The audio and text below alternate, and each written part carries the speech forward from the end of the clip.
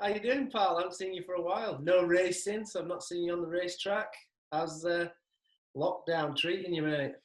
Oh mate, it's going on a little bit now. I'm going to be honest, but at the start, it was good. I was quite excited about sitting at home, sitting outside, drinking my coffees with Hannah, chilling in the garden, keeping myself busy. That was for like the first 3 weeks, and then 3 weeks turned into 6 weeks, and now 6 weeks has turned into God knows how long. Yeah. So I'm feeling the same, to be honest. Like that first few weeks was quite exciting. Being at home in summer for longer than a couple of weeks at a time was like really nice. The gardens never looked so nice and cut and trimmed. I But know. this last week I just started to get a bit itchy and wanted to go and see some World Cup racing. I know. I at the beginning when we first got shut down I was at Loic for Fox testing. Yeah. And we flew out there with my mechanic, and obviously this year I've like filmed a ton up until March. I've like been doing loads of Dogs Life projects, blah blah blah. So I wasn't actually very prepared to race. I'd like ridden my downhill bike a bit, but done no full runs, trained hard, but like done not much downhill bike time. Can you remember when we spoke like before Christmas? Yeah. You need to do 600 runs. How many of those did you get to tick off? On 100% honest and truthfully, I probably did about 10 full runs. So bad. That's really. I'd filmed with Vinny T for a Dogs Life thing. That was so awesome. He on his home tracks, but you know, filming it's a bit crap. Like you do 20 meters and you push back up 20 meters. Yeah, it looks good when they edit the whole thing together. It looks like flashing out runs, but honestly, the first 2 days I was at his track and I couldn't keep up with him. we're trying to be like we're trying to do GoPro runs together and like have a good time. We started every day with a couple of runs. And the second day, I had to be like, Vinny, look, dude, I'm really sorry, bro, but I'm struggling to keep up with you. He knew every rock, every pebble, every route. It's always like that on a home trail, isn't it? Yeah. It looks really good. That stuff on the snow and everything. Yeah. That's a pretty epic place. Not a bad back garden to have.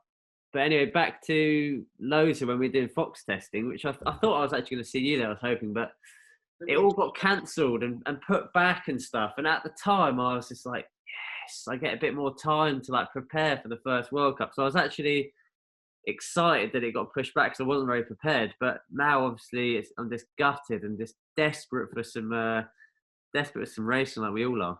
Yeah, when I came back from Fox testing too, and I was riding with the guys, and all three of my guys were looking really good, really fast.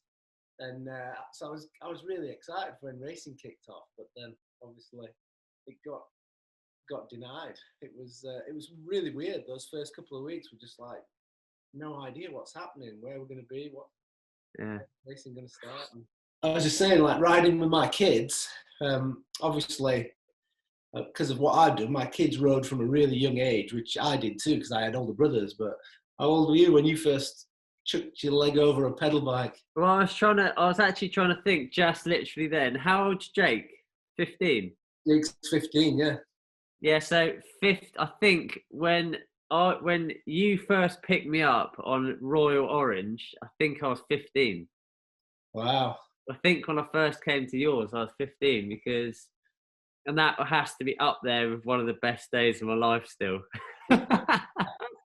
Yeah, we met up at Fort Bill, didn't we? And then yeah, I think my embarrassing dad, because he dad knows nothing about bikes. He knows nothing about, he's been amazing dad throughout the whole thing, but he's not into riding or anything. Yeah. And I was like, look, that's Steve Peat. And as a kid or whatever, and he's obviously like, all right, I'll go chat to him. I'm like, no, Dad, no. Yeah, no, I remember him coming over and then meeting you, and you were just this shy little kid. Didn't do much, but your dad did all talking. So that was crazy times. So like, I was on your Royal Orange program for, I can't remember, it was a year or two, but things moved quick because you moved from Orange to Santa Cruz. Yeah, so that would have been, you would have come on in 2005 or Yeah. 2004. So I think it was 2005, and then I had a year on your program. Yeah. When I was 15 or 16, and then you moved to Santa Cruz, and then obviously there was a free spot, Orange. So Yeah, my first year with Santa Cruz was 2006. Yeah, so that was my first year with like factory Orange. Yeah, Brennan, there's some money. There's a van. Just go do what you can. Yeah, and then you just turned up at every race with about 20 people sleeping in that van, all your mates. You just went on a party year with all your mates. Oh, well, mate, I was 17 years old. I just passed my driving test, and I got given a Sprinter van with a TV in it. No, TV in the front, TV in the back. Camper van. Beds in it. I was getting paid $2,000 a month from Orange. I was like, boys, I'm rich as hell. Huh?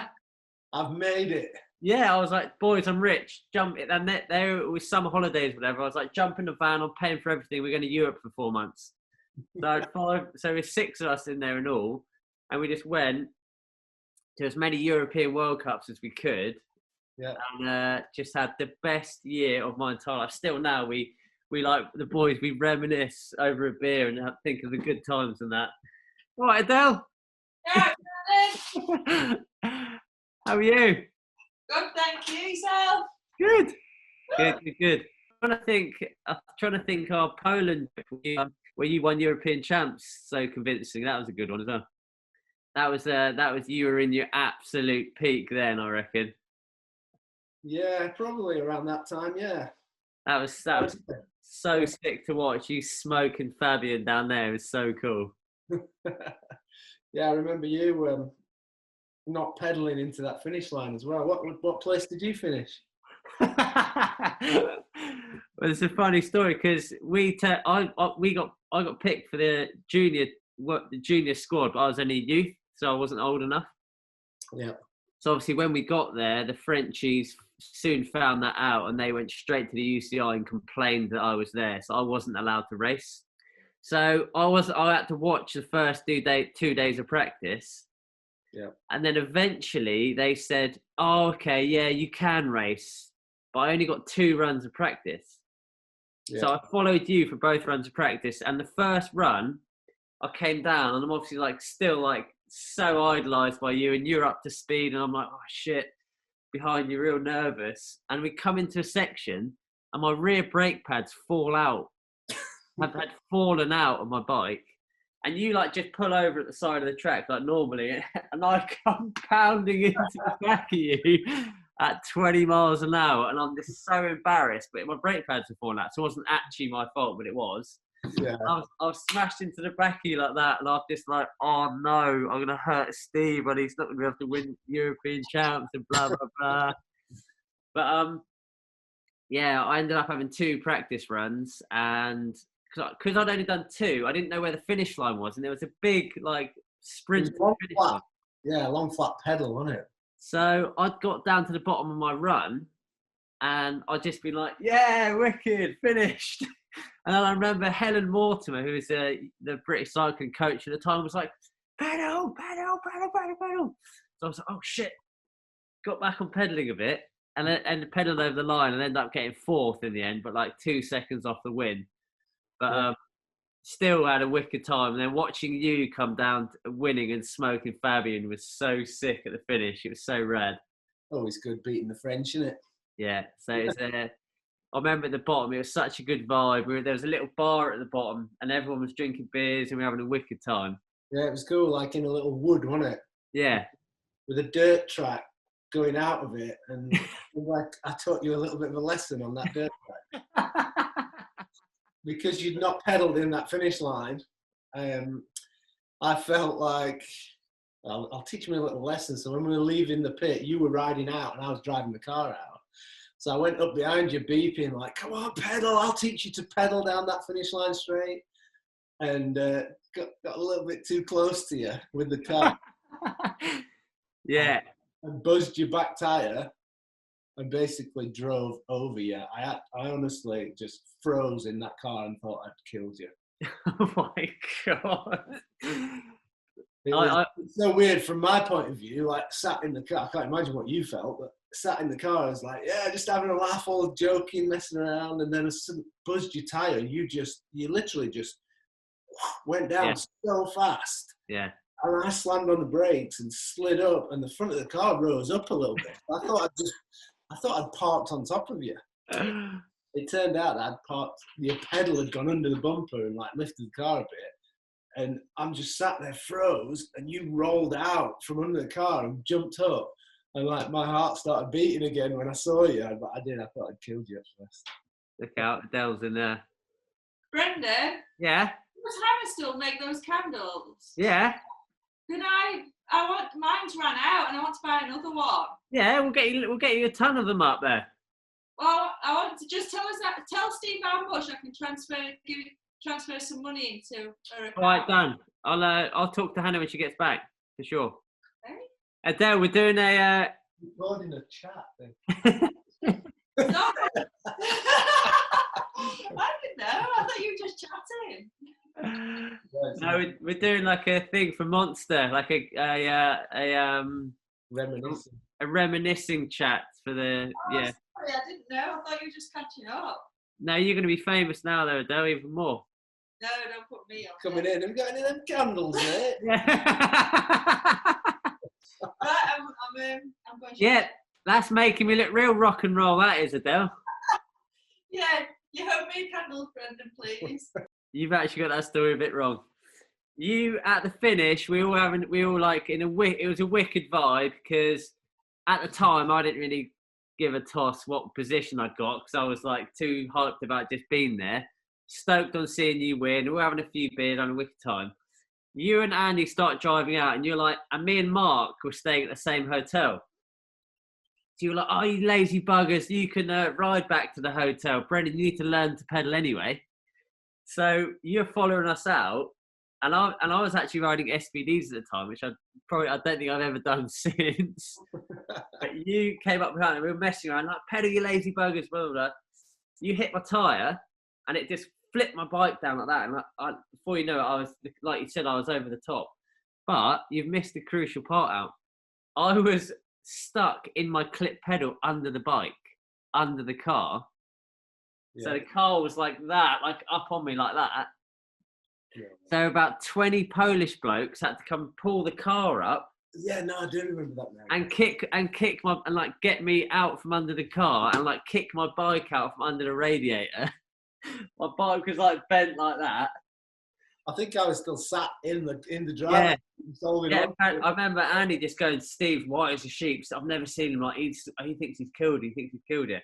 Anyway, the Polish guys lifted the car, but I got out and I was fine. I just had gravel rash all down one side, but no broken bones or anything. But yeah, that was crazy times. But yeah, what year was it when you had the 2 beers on your helmet like that? That was in Vouilloz. I think it was 2005. Yeah, I distinctly that year was probably one of my favourite bikes. That still to this day, your Bumblebee orange bike was still one of the favourite ones for me. Oh, sorry, yeah, it was 2005 then. Yeah. No, it would have been. Hang on, when did I win the World Cup? 02, 04, and 06. It would have been 04 because I'd already tied up the World Cup. Like Calgary was the race before that, and I'd tied up the World Cup overall. So yeah, we went to Lavinia for World Cup finals, and I was like, oh, let's have a bit of fun, make a beer round. Yeah, that was before my time of racing, but I remember all those times so distinctly. So when was your Bumblebee bike then? That would have been that same year, 2004. Yeah, oh, that's wicked. Love that. So they ended up looking like jetpacks in the end, but it was so I didn't catch them. No way, wicked. Hopefully, it's a shame Stella didn't pay you for that. Yeah. In fact, you just gave me an idea. We should remake that helmet with monster cans now. Yeah. But then, yeah, watching you get world champs in Canberra was a pretty special moment as well, actually. Yeah, I was just thinking then, when you mentioned Lavinia, I think that was one of my silver medals. Got quite a few of those silver medals. How many silvers you got? 4 of them. Oh my God. Here we have the silver medal cupboard. Look at that. 1, 2, 3, 4. What a load of rubbish. I've just got one. That's a junior one. Yeah, I mean, well, 4 of them. I never got any like 3rd places. Never got any bronzes. I had quite a few 4th places though as well. But Yeah. yeah, four 2nd places. They all hurt quite a lot, really. Mate, still Leger one brings a tear to my eye. Yeah, me too. Well, to be honest, it did bring tears to my eyes for a long time to come until Canberra. And then once I'd finally won in Canberra, I could kind of forget about Leger a little bit. Yeah. But yeah, bring back some good tracks, I say. But what can we do? Which would be your all-time favourite? I have to say, like, I've probably got 3. I've probably got Peeler, obviously. I've got great memories from there, and it was a great track. Dirt, Schladming, definitely back in the day, amazing track. And I've just had some amazing results. I've had 3 3rd places at World Cups in Chompery. So well, I had 3 3rd places at World Cups there, and I had a 4th at the Danny Hart World Championships there. So yeah, that was a pretty special run at that one. But yeah, Peeler, I've got great memories of Peeler. You were on Orange. I was on Orange with you, so it would have been 2004.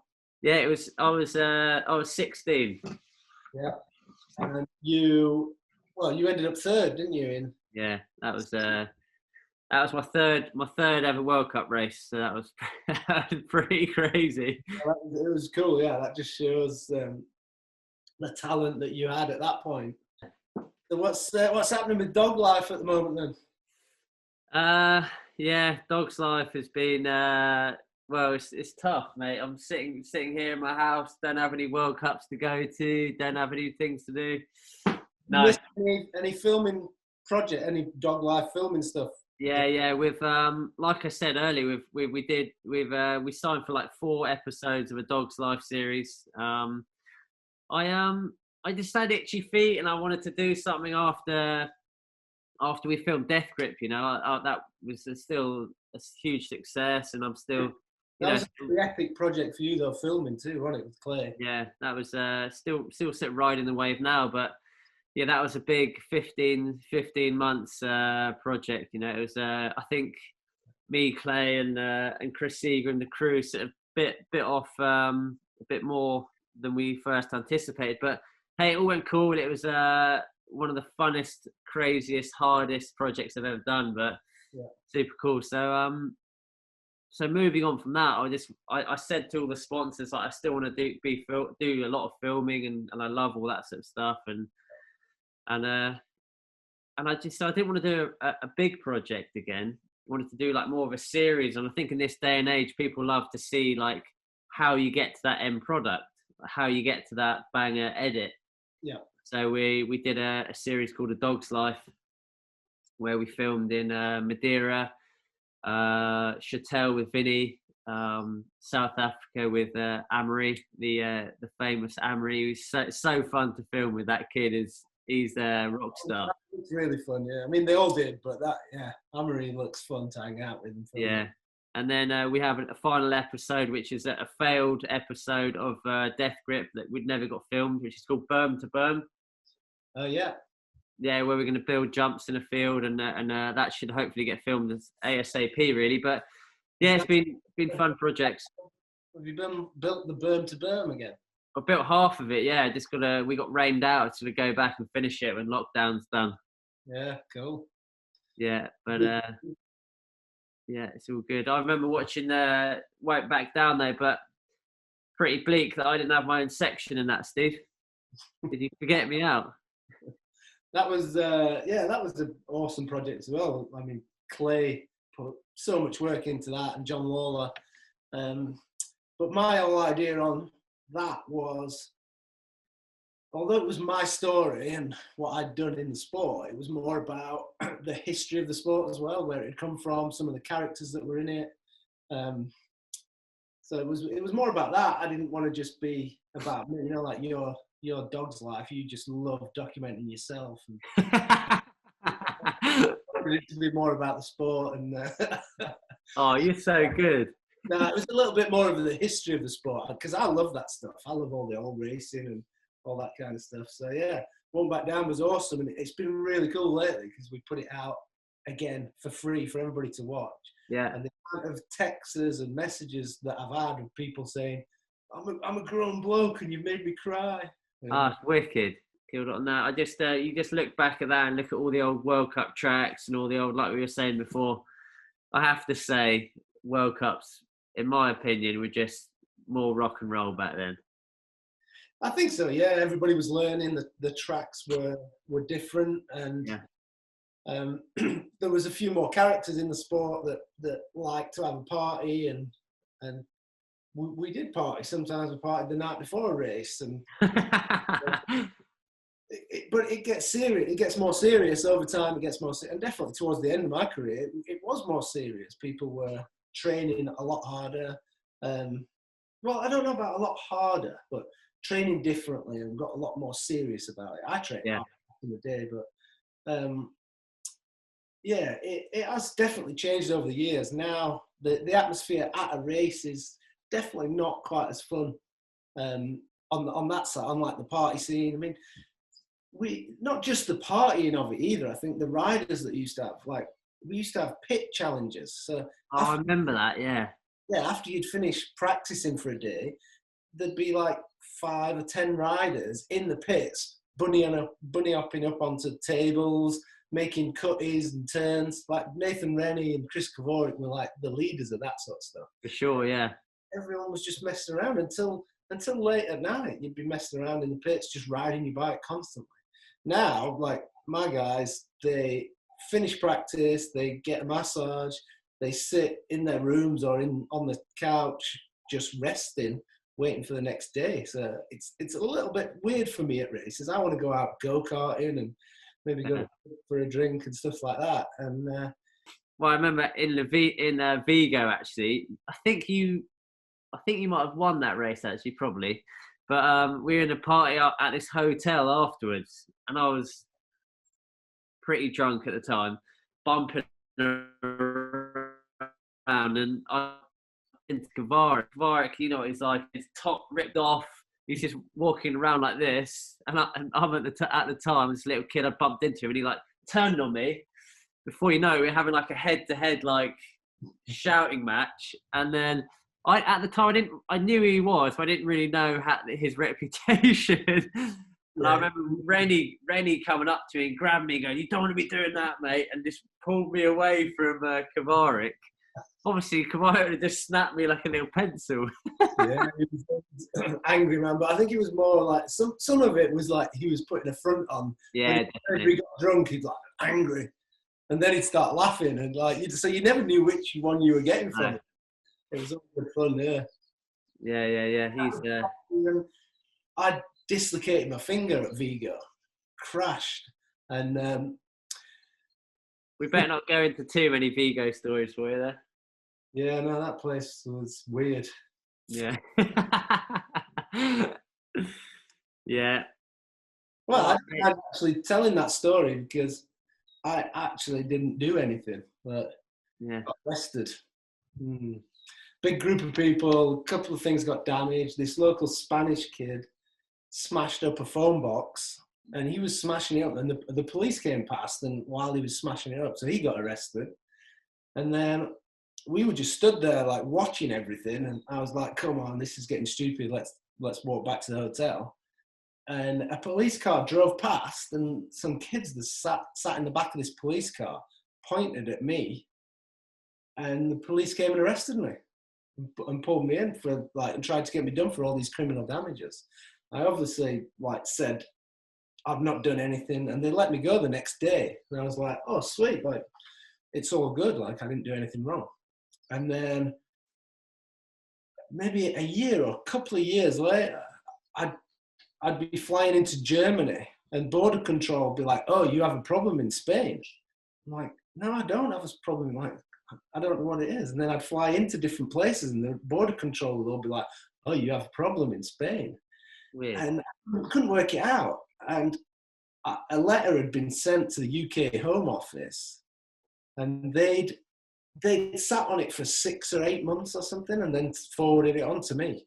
And they were calling me back to court in Spain for that night, for me not doing anything wrong. So I ended up having to, like, I got Spanish lawyers and all sorts of stuff. And Oh, what a mission. it ended up, I had to go back to court in like Vigo. It ended up costing me about 11,000 euros to try and like get out of it. That's so weird. I still got charged with something like a bit of like criminal damage that I never did. It was weird.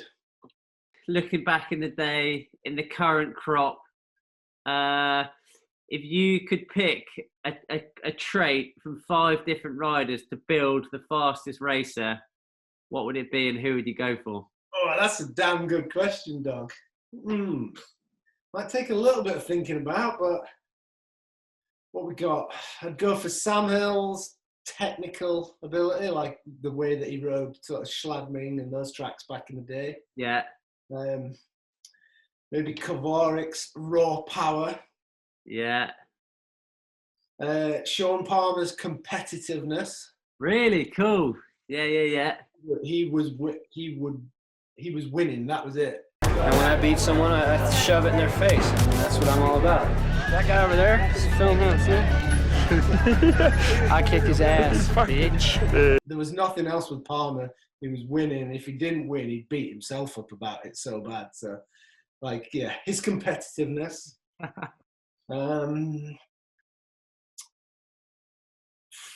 Nico, probably for like his bike setup and that sort of tech side of getting prepared for racing and stuff like that. He was awesome at that. He always knew where he was at and pretty methodical about it.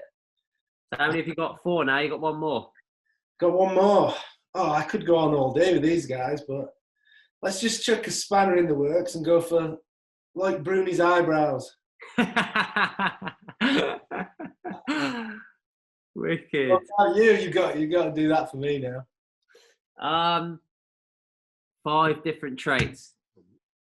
Right, I would go for Josh Bryceland's turning speed. Shit, I forgot about Josh. I should have had him. Do you remember how fast he was? It just ripping a turn. Yeah, definitely. Oh, it's so cool. Like, it either have to be obviously Josh's turning speed or Samuel's turning speed, but I'm going to go for the Josh. It was just like it wasn't typical. It was like it stood quite upright, but just hit everything so good. Rip a turn that well and carry so much speed out that he wouldn't have to pedal as much as the other guy. I know. Josh Bryson's turning speed.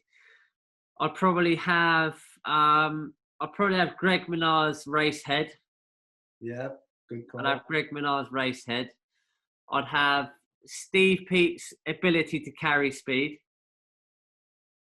which I think is also been an amazing trait. Back in the day, I'd like follow you and you'd just be going like that, and I'd be like, what? How? So you're carrying speed ability. I've got to put my mate Sam in there somehow. I think Sam Hill, for me, has changed my style of riding and everything. And also, I think he changed the sport a little bit back in the day when he was flying. Yeah, I agree with you. Yeah, his ability to the technical stuff and hitting horrible rock gardens or route sections or crap like that. He was unreal. And what else we got? We better have some pedal power in there, I guess, somewhere. Who's that going to be? Strength coming from? Huh? Where's the strength coming from? We'll have a bit of raw power. There's guys like Will Longdon back in the day was raw power. Kvarik, obviously, I mentioned him. Luca's really strong on pedals these days. Luca, is he? Yeah. That's because he's got a world championship winning girlfriend, I think. I think it's more from BMX, like that sprint sort of power. Is it? Yeah.